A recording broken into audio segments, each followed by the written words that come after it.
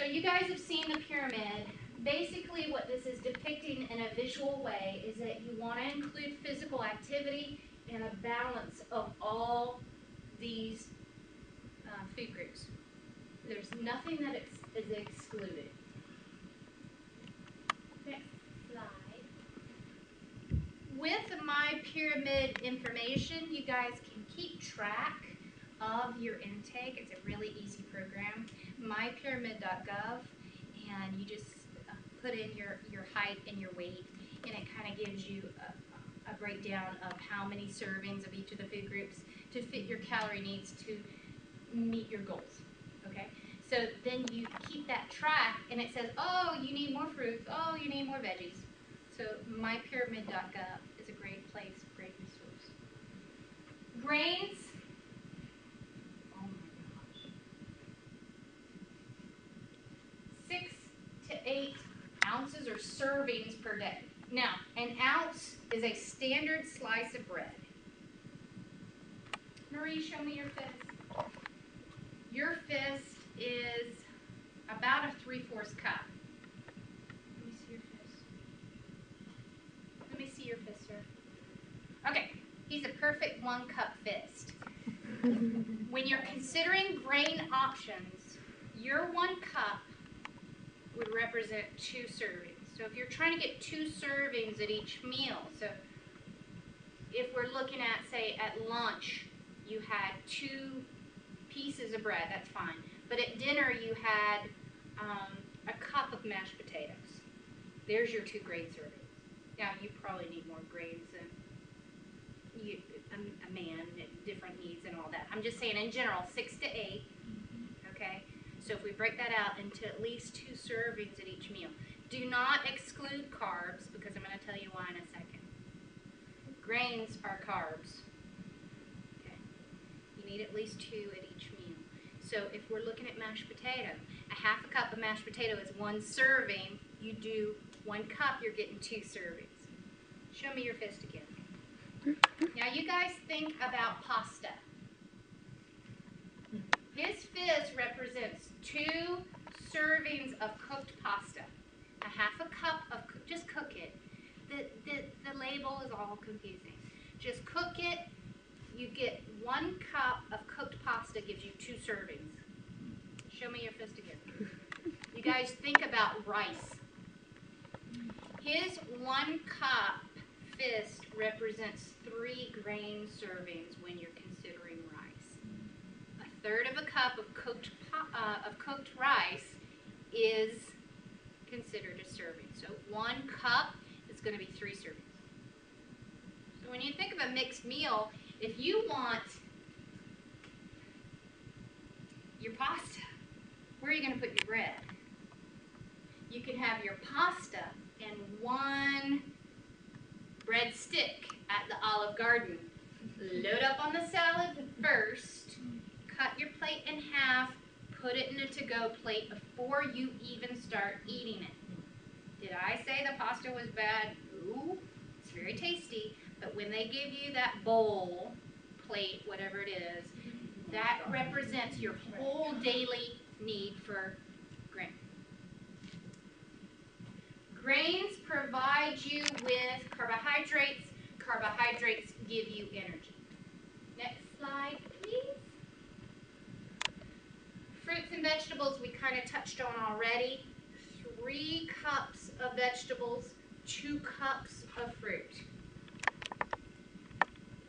Raw, cooked, frozen. Okay, people ask me, well, what about the nutrition quality of a canned option? Well, the best option would be in season, organic, locally grown,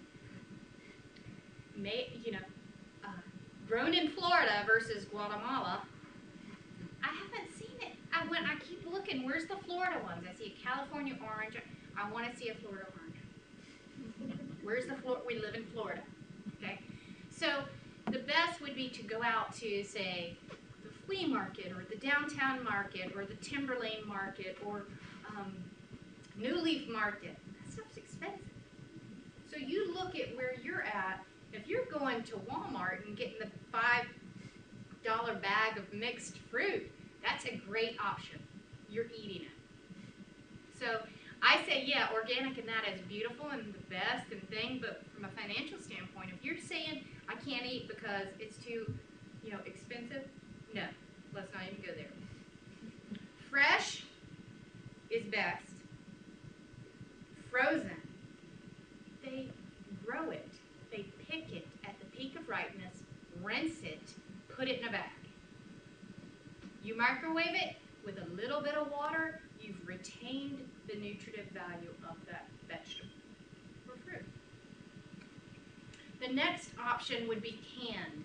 So canned in light juice, light syrup, or in its own juice. Now I've seen this diet fruit. Have you guys seen it? It's sweetened with Splenda. So instead of light syrup, they use Splenda to make it sweeter. The fruit is already sweet. It has sugar in it. When they say no sugar added or sugar-free, that just means they haven't added additional sugar to it. So if you get one that's in light syrup, you're doing great. Or canned in its own juice. Those are inexpensive ways to get your fruit.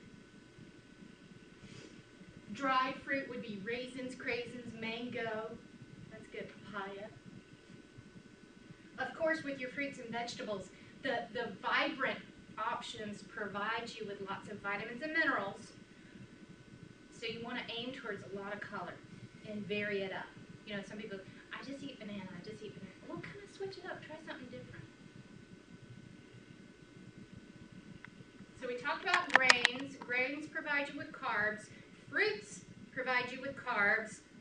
Starchy veggies, we've already talked about, provide you with carbs. If you ignore carbs, if you exclude carbs, our body requires carbohydrate for energy. If you exclude it, you restrict it, you are going to find that you crave for sweets. Have you guys ever been on an Atkins diet? Ever tried that? How did you feel? Huh? Did you feel irritable, headachy, shaky? You were mean and mad all the time. You weren't getting adequate carbs. It didn't last long. No, it wouldn't have lasted long with me either. Protein, we already talked about 6 to 8 ounces per day. If you want to do the calculation, you can do this. It's 0.8 grams per kilogram of body weight to 2 grams per kilogram. If you want to determine your weight in kilograms, you take your weight divided by 2.2. That's your weight in kilograms. The lean sources. So any visible fat that you see on that meat, before you cook it, you want to trim it off. The loin and the round cuts of beef. So sirloin, round pork tenderloin, those are your leaner cuts. Okay? A ribeye, a prime rib, you see the marbling of fat, that's going to be a high fat choice. You can't cut out those pieces of fat in there. That's the draw for that particular cut of meat. The leanest cut of beef would be a